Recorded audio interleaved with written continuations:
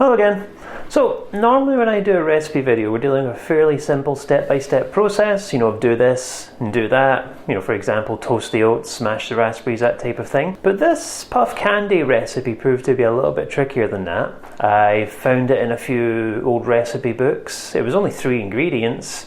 How hard can that be? But the main thing here is understanding the technique and the variables. So we're going to do it in 2 parts. Quickly into the recipe, a sort of abridged version if you will. That's for those that are comfortable with it. And then a more in-depth guide with troubleshooting. Our 3 ingredients are 4 tablespoons of granulated sugar.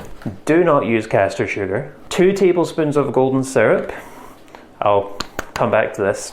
And 1 teaspoon of bicarbonate of soda. Your first step is prepare yourself a tray that has greaseproof baking paper, whatever you want to call it, on it. You won't have time to do it once you've started cooking because it's a non-stop process. You heat the sugar and the syrup in a heavy bottom saucepan over a low heat. Stir to combine, mix them up a little bit. You can turn the heat up a little bit, up a fraction, let it melt and bubble. Once that happens, turn the heat down and simmer for 3 to 4 minutes. It will darken a little. And then you're going to turn the heat off, add the bicarbonate and stir it gently so it froths up, and then pour it onto a tray straight away to set and cool. Now, best way to serve it is just to smash it up, put it on top of ice cream, or if you're feeling fancy, you can cover it in chocolate. And you're done, right?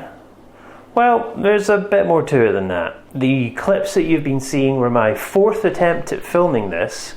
All the others didn't work. So here's what I learned, and here's some tips for you before you go into it. So when you hear heavy bottom saucepan, you might be tempted to try like a big Dutch oven type pot like you're seeing now. Don't.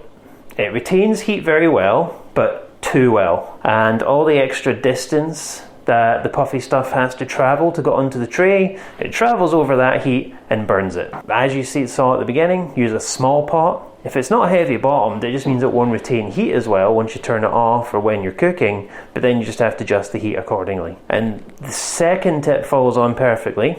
Don't use too much heat. The sugar mix burns way too easily and it'll take your puff candy away from a golden colour, which you're aiming for, into just brown. It's not a good look. I originally used the larger burner ring on my cooker, but I swapped to a smaller one, and that's what got me closer to success.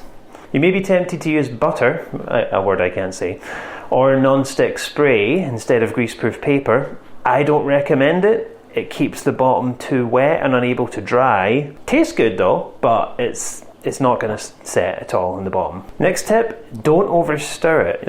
Like making a meringue, the bicarbonate serves to add air into the sugar mixture. If you beat it and stir it too hard, you're going to knock all the air out. It won't be puffed up into bubbles, it will just be a pile of sugar. And speaking of sugar, let's talk about the golden syrup. Now, I do have a large international audience and some of you may not immediately be familiar with it. I was just using a generic one from Marks and Spencer's, but the brand name that is most famous for it is Tate & Lyle. A Google dive taught me that golden syrup is available in some places in the United States. A baking forum had a discussion around and someone said they used to get it out of the international section in public stores. If you wanted something a bit closer to home, there's also a family-run company in Alabama called Golden Eagle Syrup, which, while not the cheapest in the world, it is exactly the real thing. In a pinch, corn syrup may work well. I can't find any myself in Scotland at the moment to test it. And the rest of the major beer categories I have are all from former Commonwealth nations, and apparently it's quite common there. But you shouldn't use maple syrup.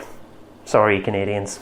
Either way, puff candy is a great way to practice your technique and your intuition. You may already have the ingredients, and if not, the fact that you're using so little each time allows you to try over and over again until you get it right without running out if you buy a fresh supply. Let me know in the comments how you all got on, and don't try and use cold water to clean the pot afterwards. I'm not kidding. I'll see you soon. Don't be a stranger. Bye bye.